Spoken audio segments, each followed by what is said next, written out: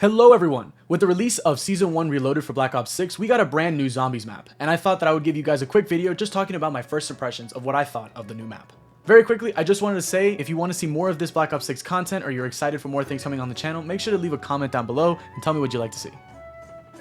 After loading in and making sure everything was working on my end, I spawned into a quaint little town in a deserted village.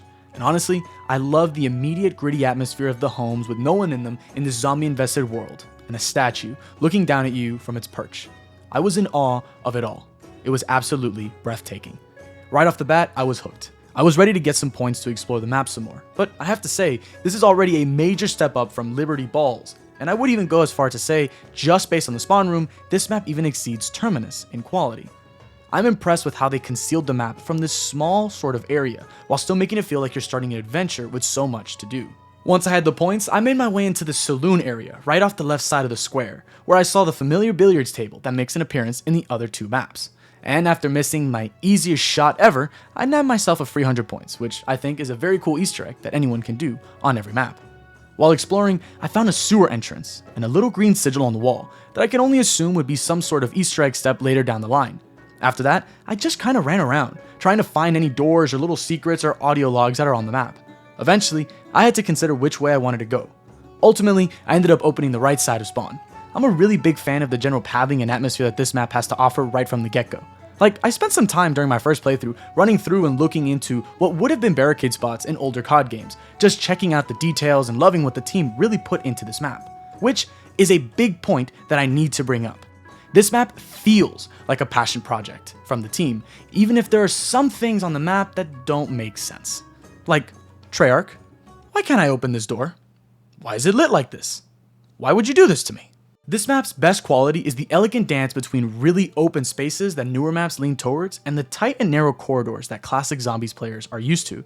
Terminus and Liberty Falls were both very open maps with lots of spaces to hoard together zombies at no real risk to your health. But this map, at least at the beginning, really hits a strong balance between that and the terrifying death traps that zombies used to be. I want to mention again how much detail was really put into this map. I kept finding myself trying to sneak peeks outside of it, looking out at the environmental designs and marveling at how well this map put its atmosphere together, with all of the details both in and out of the playable area. This is the environmental storytelling that we're so used to from Treyarch. The nitty-gritty vibe that you get in maps like Nocturne on Toten, Verrucht, Ascension, Mob of the Dead, Origins, and Der Eisendrache. Then there's a fog that I was able to notice around 10 minutes in, which just emphasizes this mystery around the map. The air is dense, you're not quite sure where you are, you're not quite sure why you're here. You're forced to explore and wonder, and that gap in information, that fog, clears as you delve deeper into the castle, literally letting you see things clearer the more you uncover new information, if I may be so cheesy. Oh, another cool addition was the cannons on the top of the castle ridge. Being able to rotate the castle's cannon and use it to literally blow open the door was such a good design decision. Call of Duty Zombies has developed such a reputation for being very quote-unquote meta and spelling everything out for the player. So, to be completely transparent, I was genuinely shocked by the fact that the objective just said, rotate the cannon towards the entrance, and none of the characters said anything about it. No Peck saying, it's time to blow up the door, or Carver screaming, I love cannons. It was just, okay, I turned the what do you mean blow it up? That was such a cool way of starting a Zombies map, and I really hope that the cannon is a trap that you can use to kill zombies.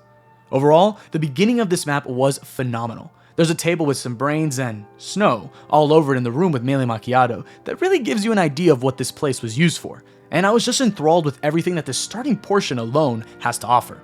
That being said, after finding some intel on the floor, I was finally ready to move on to the deeper parts of the castle. As I was exploring around the interior, I saw some art of a shadow demon on the wall, a dragon statue presumably attached to the bastard sword, and some graffiti of a bone dragon thing. I'm already thinking this is going to be some spooky medieval shit that I'm going to have to figure out. In front of the bone dragon, I also found a rattling box, which immediately made me think of Mimic, so I had the only rational response that I could. And funnily enough, a parasite came out. This is such a nice touch, giving it that horror-esque chills under your skin feeling which has been so impressive thus far. I contemplated going up and down for a bit, before remembering that this is Treyarch. The map probably loops in on itself, and going down is probably where Pack-a-Punch is anyways. Downwards I go, where eventually I find the Pack-a-Punch machine, which I believe is very intuitive game design, as the underground being associated with higher difficulty and better rewards is common thinking in video games. As if to emphasize my point, I almost go down at an embarrassingly low round, with a very panic throw of a shock charge being the difference between life and death. Or life without a self-revive kit. Now, I'm not gonna lie, I started this video by just hopping into the map for the first time and hitting the record button, intending on running around showing off stuff for the video. But around the time of that near-death experience, I kind of forgot about the whole recording thing. I was looking at all the graffiti and designs on the walls, dodging and trying to weave through zombies, getting all them loose change points on the floor. It felt like I was playing zombies for the first time in a long while. I was mesmerized by what the game was giving me. I ran into some graffiti, it whispers in my dreams. And I'm thinking, is that the Aether? Is that the Dark Aether? The Sentinel artifact? Is something corrupting someone? And eventually you run into an audio log of Richtofen. You hear Nolan North talking about some of the disgusting torture methods and these really weird, absurd ways of coercing people into giving him his way. As if the game didn't have me by the balls already, it grabbed them again and gave him a tight squeeze. I would say it's a cool way of introing the map, but the map hasn't even really started. In my opinion, a map truly begins when you unlock the Pack-a-Punch machine, when you finish that explorative phase and are ready to move on to bigger and better things. But while I'm still in that phase, let me say, I'm really enjoying it.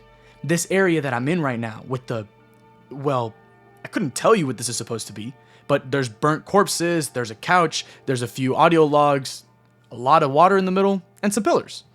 What's up with the pillars? As you run through the rounds, you can hear Peck and Ravenov conversing, and let me say I'm a big fan of these conversations, because it's not just Peck and Ravenov talking. Maya, or at least in my case Maya, actually responded to their conversations, and they're not just throwaway lines either. Peck and Ravenov respond back, which was sorely missing from Terminus, especially because Peck has this line about doing it, the Easter egg, for Maya, which he says even if you're playing as Maya. Why would I do a favor for myself? And there's a lot of other examples of floating lines in Terminus, where Peck and Strauss say something and, I don't know, Carver will respond only for it to just hang there. If there's no response to it, it might as well have not been said. In this map, there was a lot of course correction in that department, at least from what I noticed, and I thought that was really cool. And then you get to the Undercroft. Now, when I saw the crate, I was all, oh, there's Pack-a-Punch. Cool. And I shot the locks, which I already thought was unique, don't get me wrong. And then this weird zombie thing came bursting out.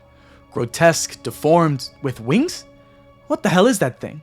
Why is my screen gray? Why is it killing me so damn fast? I was so used to Liberty Falls and Terminus. You know, congratulations, you opened all the doors, here's your prize-a-punch. And then this map comes along and shatters my complacency. Not just because having to fight a special zombie for Pack-a-Punch is sick, but because it was actually a good fight. My first thought wasn't, oh, I can take him, this is just the fight for Pack-a-Punch. It was, oh my god, I need to get the fuck out of here. Eventually, I'm able to chip away at his health while I was running around the room, but let me tell you, this definitely caught me off guard. And once you kill him, he drops this weird crystal that you're able to put into this portal, and Pack-a-Punch gets summoned. I can safely say that this is up there in terms of Pack-a-Punch quests for this game. I mean, it's not a quest, per se, but it's still leagues above the prize-a-punch for all the doors approach in the other two maps we have. It feels like you earned it for once, and not just having to protect amp generators and pressing a button underwater. Having to go above and beyond just to get Pack-a-Punch. I really hope that Treyarch continues in this direction, because I'm a big fan of these quests, where you actually have to interact with the map if you plan on staying there for longer than 10 rounds. Unfortunately, I don't think that they did a very good job incentivizing people to come into the dungeons and cellar area. Maybe it's a part of the circular path idea that Treyarch is such a big fan of, but this area holds so much in terms of that environmental storytelling I keep going on about. There are zombies reaching out of prison cells, and a bunch of jumper cables and a table in the corner. You know for a fact that there are no cars coming in and out of this place. Someone was getting tortured. There was information definitely being gathered here. I might be looking a bit too deep into it here, but seeing Quick Revive in an area filled with death, decay, and pain feels like this perk was here to give you a little ray of hope in this otherwise bleak and black area. A resurrection in a room filled with remnants of the past. Then again, that might just be me being a little pedantic. I don't know. After all that, I decided to finish up that circle Treyarch so very much enjoys, just to make sure I didn't miss anything. And after finding a piece of intel, there was a tablet showing the 4 Wonder Weapon elements and some sort of creatures corresponding to each one. I noticed that there's no hold F to start the main quest button, as that was an issue way back in Cold War, and I'm relieved that they're backing out of that habit, first a little with Terminus and now here with these tablets. So now that I've pretty much unlocked every door and done a pack-a-punch and all that, I think it's safe to say that I can give my first impressions of the map. And let me say, it's an amazing step forward for zombies. There's just so much to see around every single corner. The art on the wall, the atmosphere, the fog, the map has so much detail. I thought that this fan over here was just the Sentinel artifact, sitting on a table. I can't stop noticing little details here and there, like the calls for help, writing on the wall, or this magic seal. Let me tell you, I had absolutely no idea what it did when I first used it, and I honestly thought that it was for the Easter egg. I now know that this was just a trap, but when I first discovered it, it looked like so much more. Some final thoughts to round out the video. Overall, good work, Treyarch. Genuinely, you guys hit it out of the park with this one. I'm not a huge fan of the whole communications thing, but I think here, it's minimally intrusive and the map as a whole just draws you into it, makes you interested in what you're learning about, and makes you want to explore and find all the secrets. Overall, CITADELLE gets an 8.5 out of 10 from me. Now, a bit of a caveat, this is just based on the vibes, the look, and the experience from start to Pack-a-Punch. The story and the high rounds and wonder weapons aside, seeing as this is just a first impression, will have to come in a later video. But I'm very excited to see what both this map and future maps have to offer. Is this a fluke? Is this the new bar? Do we have new expectations? Was Liberty Balls a mistake? Yes. If maps keep going up in quality like this might just be the best zombies experience we've ever had. But unfortunately, I'm getting ahead of myself. For now, I hope you enjoyed my first impressions of the map. If you did, make sure to leave a like, maybe even subscribe, or comment down below what your thoughts on the map are. That's all from me, so I'll see you all later.